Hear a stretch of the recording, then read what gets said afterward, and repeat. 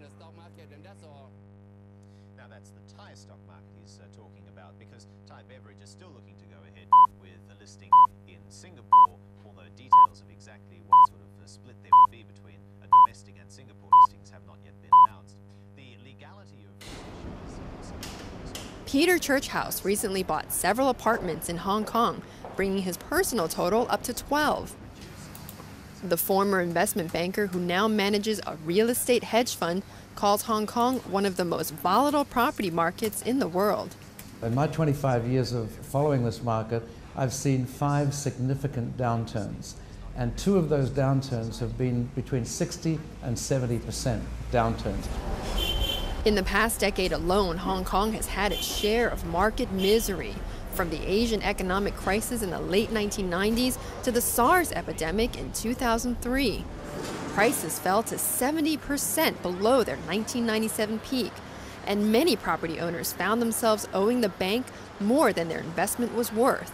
During the worst time in 2003, according to our estimate, the negative equity reached almost 150,000. Okay, it's quite big numbers.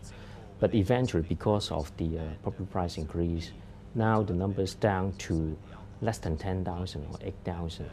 Last year, market sentiment turned around. Property prices rose nearly 35%, and the number of purchase agreements hit a 7-year high. Speculation also picked up, but there's still caution on that front.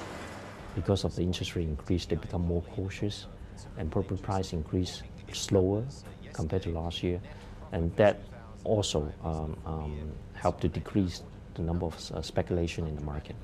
Rising interest rates have increased the cost of borrowing, but some property experts, like Peter Churchouse, urge buyers to keep interest rate hikes in perspective.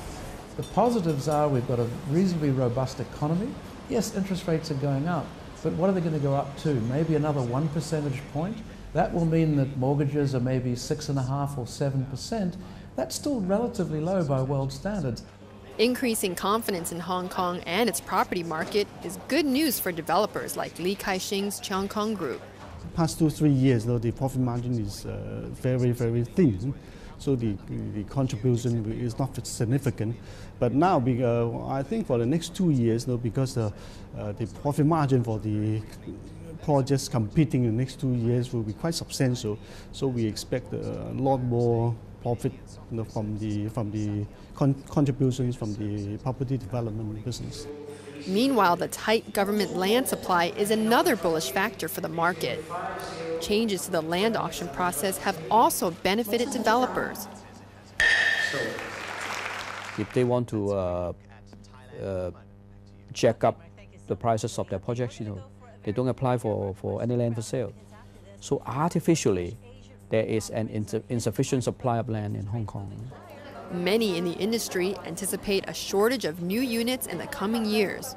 Because if you look at the supply that's coming on stream, next year there will be less than 17,000 new units coming on stream, and then in 2007 there will be around 15,000. With the strong economic comeback in Hong Kong, I think there will be this shortage period. Will really help to push up the property prices.